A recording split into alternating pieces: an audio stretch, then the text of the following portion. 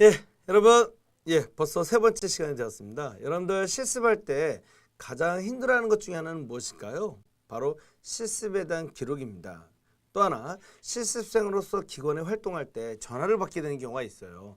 이럴 때 어떻게 하면 좋을까라는 질문을 많이 하게 되는데요. 그런 점에서 이번 시간에는 여러분들과 함께 실습 일지 등과 같은 기록과 전화 응답의 이해를 한번 가져보도록 하겠습니다. 준비되셨습니까? 이번 시간에는 기록에 대한 중요성을 이해하는 시간을 갖도록 하게 되겠습니다. 그 다음에 두 번째, 실습의 목표, 실습 일지, 각종 일지 등에 대해서 이해하는 시간과 그것을 작성하는 방법에 대해서 이해하는 시간을 갖도록 하겠습니다. 세 번째로는 현장 실습 중에 전화 응답을 하는 경우가 있어요. 그럴 때 어떻게 대처하면 좋을지를 한번 간단하게 살펴보는 시간을 갖도록 하겠습니다.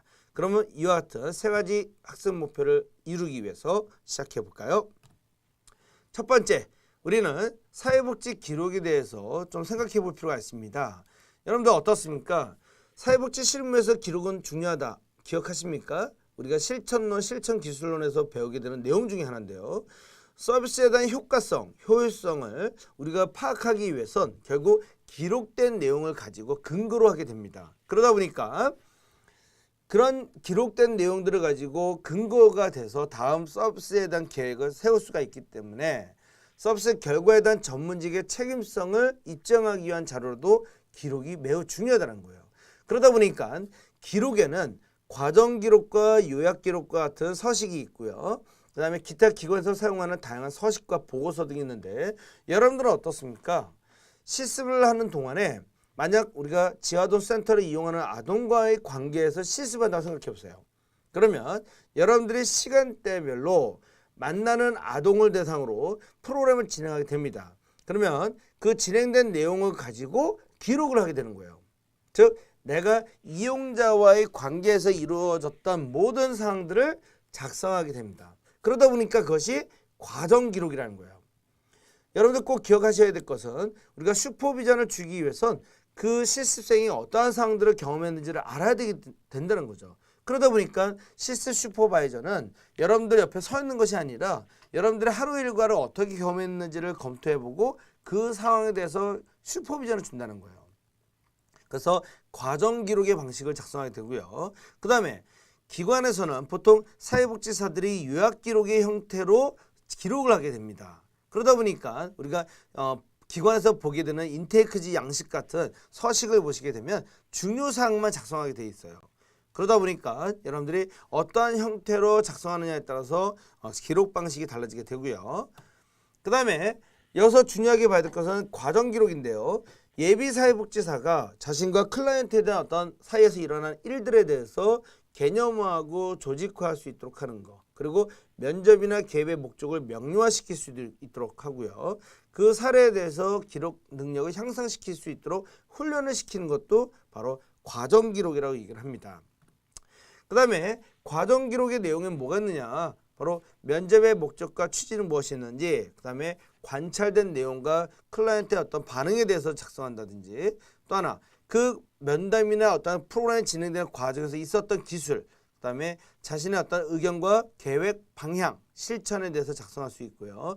사회복지사는 또 사회복지사와 실습생의 역할과 준비해야 될 사항들이 무엇이 있는지, 그리고 향후 어떠한 사항들을 진행할 것인지를 작성하는 진행 계획에 대해서도 작성할 수 있게 됩니다. 그러다 보니까 사회복지사는 보통 평가 기록에 대해서 이야기 되는데요. 즉 클라이언트에게 제공된 서비스에 대해서 기록을 남기게 되고요. 다른 사회복지사와 이야기했던 내용들에 대해서 알고 있어야 되는 어떤 기록 정보들을 작성하게 되거나 또는 전문적인 서비스의 과정들을 작성하게 됩니다. 즉 내가 A라는 클라이언트에 대해서 제공했던 서비스 내용을 작성하게 되는 거예요. 그랬을 때 서비스의 어떤 질적인 효과를 평가하거나 조사 연구를 하는 등의 많은 부분에 있어서 참고 자료로 다양하게 활용될 수 있고요. 실습생들은 기관에서 필요한 사항이 무엇인지를 기록하고 이를 어떻게 작성하는지 등을 습득하는 시간이 되게 되는 겁니다. 그래서 여러분들이 기관에서 서비스를 제공하는 과정에 대한 어떤 과정 기록, 그리고 프로그램이 진행되고 나서 끝났을 때 어떻게 종결하기 위한 작성된 보고서를 작성하는지도 꼭 알 필요가 있고요. 기록에는 클라이언트에 대한 개인정보가 많이 있을 수 있기 때문에 우리 사회복지 실습생들은 비밀 보장에 대한 의무를 꼭 성실히 지켜주시기 바랍니다.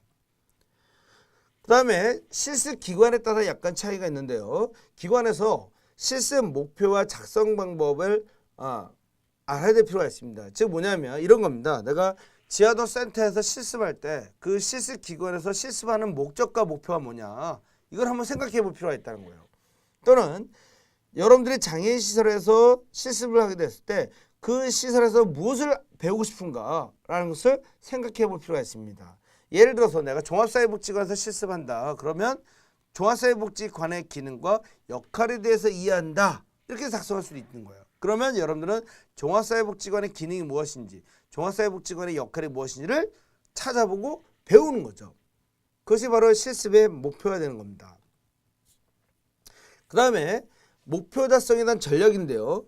앞에서 실습 목표를 정했어요. 그러면 그 목표를 달성하기 위해서 우리는 어떤 노력을 할 것인가, 즉 목표를 달성하기 위한 방법을 구체적으로 작성하는 게 중요합니다. 그러다 보니까 예를 들어서 기관을 소개하는 교육에 참석한다, 뭐 기관의 홈페이지나 기관 안내서, 사업계획서 등을 통해서 자료를 수집한다. 즉 이와 같은 내용들을 통해서 사회복지관의 기능과 역할을 정리해 볼 수 있다는 거예요. 그러면 실습 목표가 달성되는 것이죠. 그 다음에 실습 목표가 달성되었는지를 생각해 보거나 목표 달성을 위한 노력이 이루어졌는지를 어떻게 평가할 것인가를 작성하는 부분인데, 첫 번째 평가 방법에 나는 이렇게 쓸 수 있죠. 자기 평가를 쓸 수가 있습니다. 기관 소개에 대한 교육에 참석하였는가, 뭐 기관 홈페이지나 안내서, 사업계획서 등의 자료를 수집하였는가, 이런 거를 가지고 평가할 수 있다는 거예요. 만약 기관에 소개하는 교육에 참석했다면 참석하였다. 나는 자기 평가로서 실습 목표를 달성하게 됐다는 거죠. 그러면서 기관의 기능과 역할을 알기 때문에 그렇게 작성하게 되는 겁니다. 그 다음에 평가 근거를 위한 자료에는 뭘로 쓸까요? 바로 앞에서 정리한 내용을 근거로 해서 실습 일지, 기관 관련 자료, 기관 분석 보고서라는 겁니다. 여러분들은 한번 생각해 보세요. 다른 기관에 방문했을 때 우리가 보통 타기관 분석 보고서를 작성하는 경우가 있고요. 또는 본인이 실습하는 기관에 대해서 기관 분석 보고서를 작성하기도 합니다. 그러면 기관 분석 보고서는 말 그대로 기관명, 기관 주소, 기관 전화번호, 그 다음에 기관의 미션, 기관의 주요 사업, 그 다음에 기관의 조직도, 기관의 연혀, 이런 순서대로 기관에 대해서 작성하는 것을 우리는 기관 분석 보고서라는 거예요. 그래서 여러분들이 기관 분석 보고서 등을 작성하면서 기록하는 방식을 경험하게 되는 겁니다. 이것은 레포트하고는 또 다른 거죠. 그런데 여기서 중요한 것은 기관 지도자가, 즉 실습 지도자가 여러분들에게 지역아동센터에서 실습하니까 지역아동센터를 이용하는 아동의 특성을 조사해보라 라고 레포트를 제시하기도 합니다. 그러면 여러분들은 어떻게 해야 돼요? 지역아동센터 이용 아동의 특성을 검색해서 자료를 만들어내겠죠. 그것이 바로 레포트로 제시하기도 합니다. 그 다음에 예를 들어서 실습 목표에 대해서 한번 이렇게 작성도 합니다. 예를 들어 건강아동 지원센터의 기능을 파악한다. 달성 전략은 파악하기 위해서 보고서를 작성한다. 평가 방법, 기능을 파악하기 위해서 기관 분석 보고서를 작성하였는가? 자가 평가가 되는 거죠. 평가 근거 자료, 기관 분석 보고서다. 이렇게 쓰는 거예요. 그 다음에 뭐 이렇게도 작성할 수 있다는 거죠. 요약 정리해서 보고서를 제출한다. 그 다음에 제출하였는가? 건강아동 기본법의 보고서를 가지고 평가 근거 자료가 되더라 라고 설명한다고 하는 겁니다. 그 다음에 이렇게도 작성할 수 있죠. 실습 후에 모모 센터에서 자원봉사를 실행한다. 그러면 자원봉사 계획을 세우고 실행한다. 그 다음에 세우고 실행하였는가? 자가평가를 하는 거죠. 그리고서 이거에 대한 평가 근거 자료는 자원봉사 계획서를 가지고 볼 수 있다는 겁니다. 그 다음에 뭐 이런 내용도 있고요. 다음으로 여러분들이 꼭 기억해야 될 것은 바로 실습일지를 작성하는 방법을 알아야 되는 건데요. 여러분들이 실습일지 양식을 보시면 어떻습니까? 바로 실습계획, 준비사항, 이런 일련의 사항들을 반성하는, 아니면 기록하는 기록장이라는 거예요. 그러다 보니까 실습 일정이 나와 있습니다. 즉 실습 날짜를 쓰고요. 그리고 그 실습 날짜에 시간대별로 어떤 활동을 했는지를 쓰는 거예요. 물론 간략하게 쓰죠.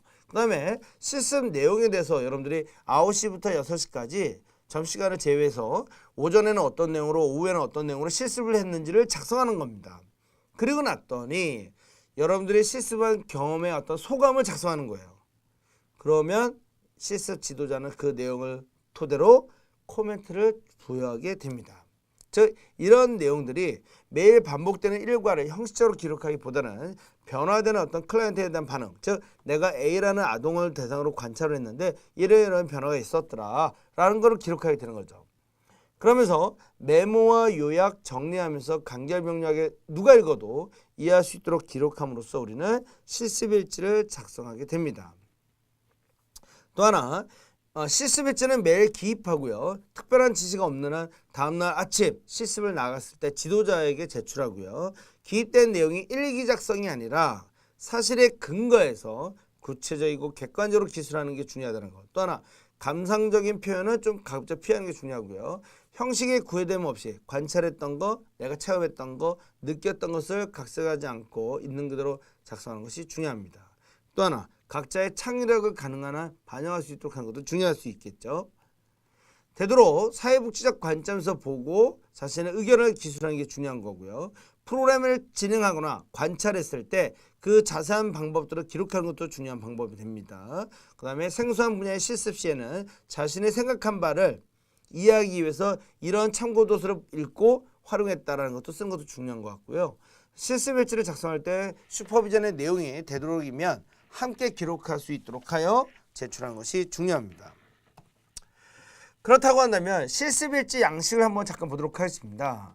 이 양식을 한번 보세요. 이 양식은 정해져 있는 건 아닙니다. 그런데 보통 협회에서 제시한 실습일지 양식을 많이 활용하는데 간혹 가다가 기관에서 만들어진 실습일지 양식이 있어요. 그러면 첫 번째, 기관에서 사용하는 양식을 쓰게 되고요. 만약 기관에서 학교에서 사용하는 양식을 써도 된다 그러면 학교에서 작성되어 있는 실습일지 양식을 가지고 활용하시면 됩니다. 그러면 한번 보시면 날짜가 쓰고요. 실습생인, 실습 지도자인, 기관장인이 있어요. 그런데 이런 경우가 있습니다. 실습 지도자와 기관장이 동일한 경우가 있어요. 그러면 실습생 칸, 실습 지도자 칸만 두거나 하면 되겠죠.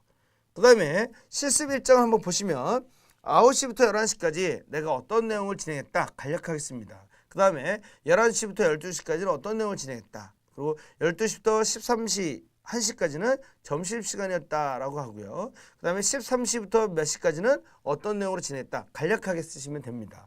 그리고 나서 실습 일정의 내용을 가지고 실습 내용을 작성해야 되는 거예요. 즉 시간 순서에 따라서 작성하시면 됩니다. 이럴 때 가급적으로는 객관적으로 구체적으로 쓰는 게 좋다고 하고요.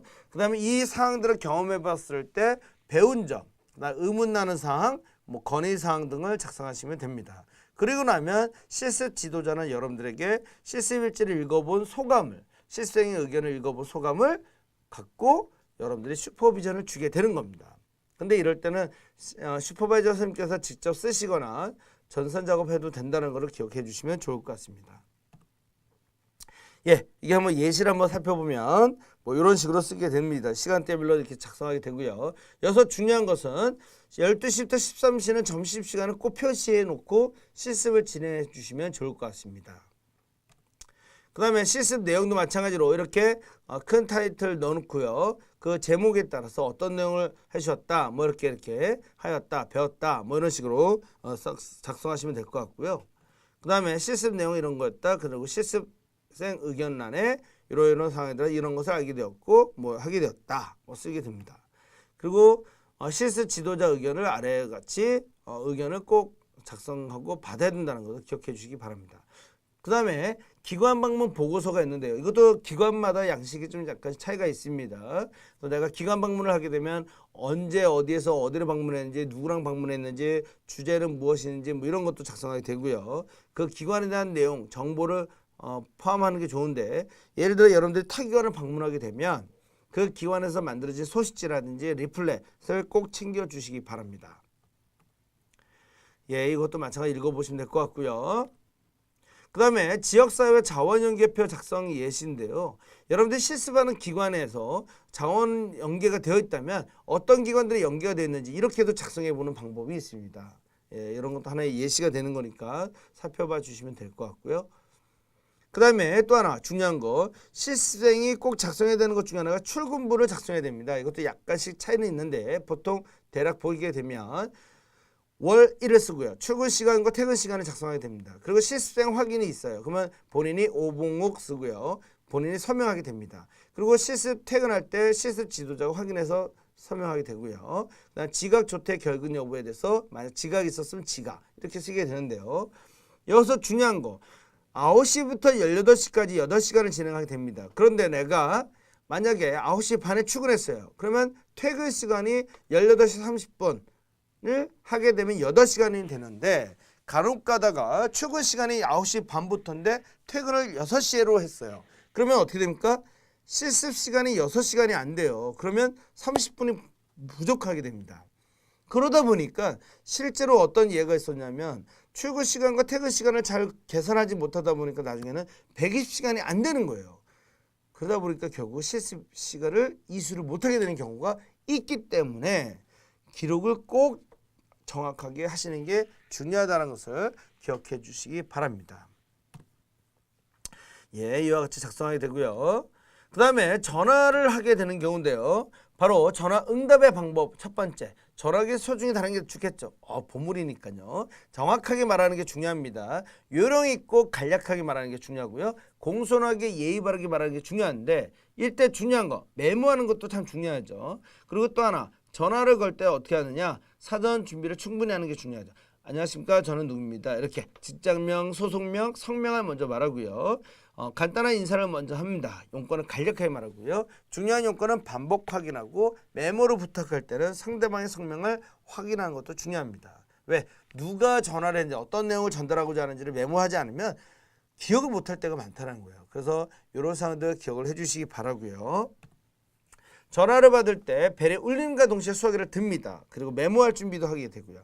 바로 안녕하십니까? 서원대학교 누구 오봉욱입니다. 이렇게 말하고요. 상대방을 확인하게 됩니다. 그리고 공손하고 정숙하게 전화를 받고요. 그리고 메모는 정확하게 전해 주는 게 중요하겠죠. 그 다음에 상대방이 먼저 전화를 끊는 다음에 내가 전화를 끊는다라는 거 꼭 기억해 주시기 바랍니다. 예, 이렇게 여러분들과 함께 사회복지 현장 실습 중에 기록과 전화 응답 방법에 대해서 배우는 시간을 가져보았습니다. 모두 수고하셨습니다. 감사합니다.